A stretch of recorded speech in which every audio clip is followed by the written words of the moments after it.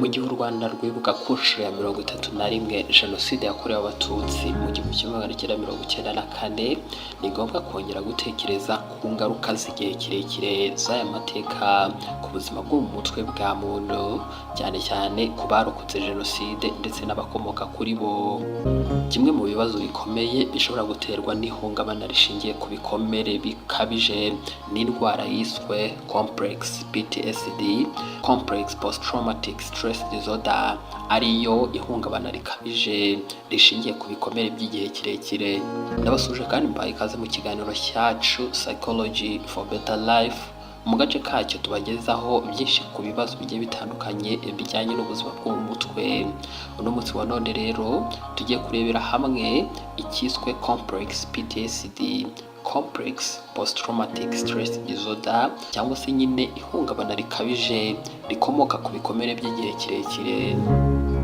Nk'uko bisanzwe njyewe wabakusanyirije kandi ugiye kubibagezaho, ndi Muhire Psychologist.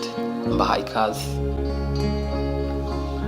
Complex PTSD ariyo Complex Post Traumatic Stress Disorder ni ihungabana ryibasira umuntu wamaze igihe kirekire mu bihe by'agahinda, ikandamizwa, iterabwoba cyangwa se nyine ihohoterwa rikabije, bikaba byarasubiraga kenshi kandi nyine atabasha kubyikuramo.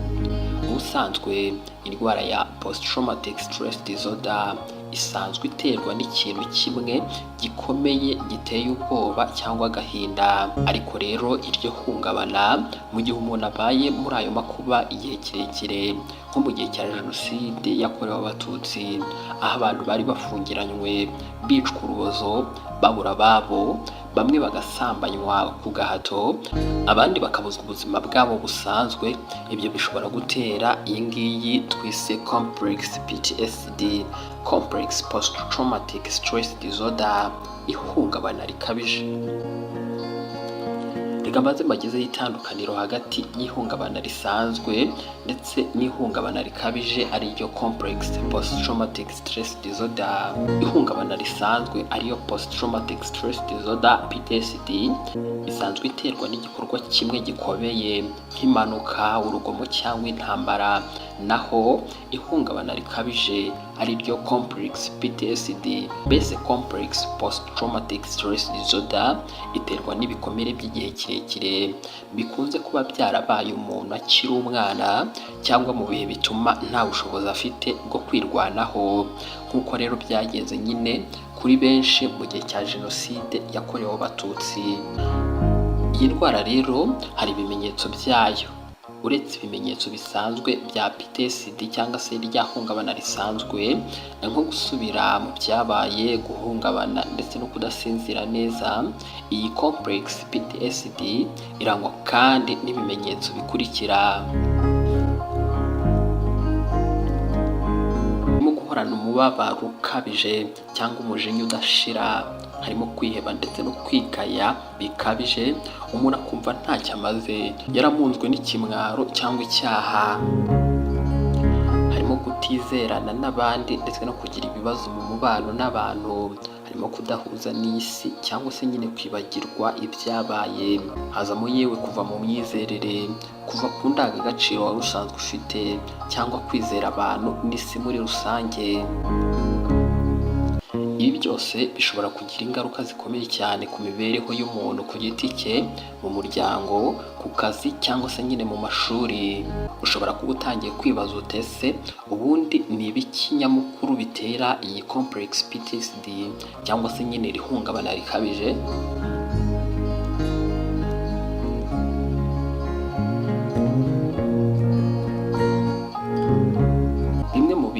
Bikunze gutera iyi ndwara harimo guhohoterwa mu bwana, ihohoterwa ryo mu ngo cyangwa se irishingiye ku gitsina, harimo yewe Jenoside, harimo kuba umusirikare mu bugimbi n'ubwangavu ku gahato, harimo yewe no gutotezwa ndetse no gufungirwa ubusa.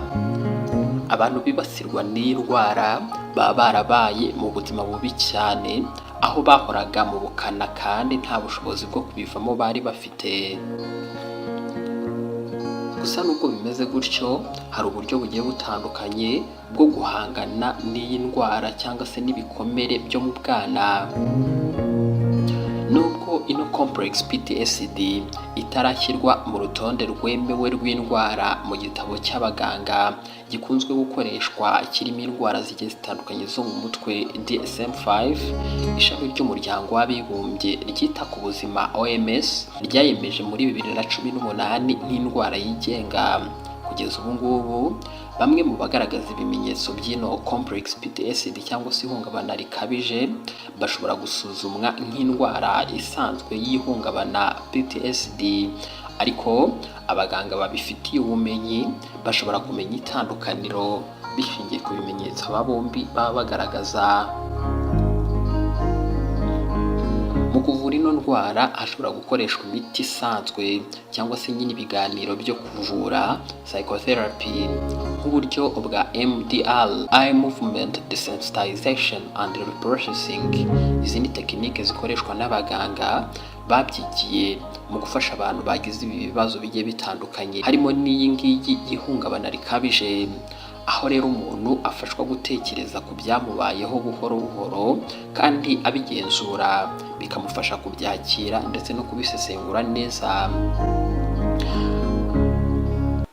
Kwiyitaho ndetse no gukira gahoro gahoro nabyo bishobora gutuma umuntu ufite ino ndwara amererwa neza, yewe ikaba yanagenda.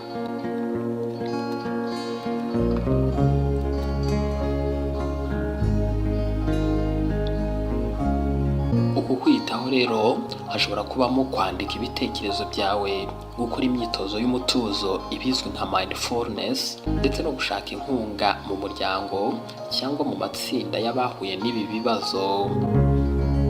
Ndimo gana ku musozo w'iki kiganiro.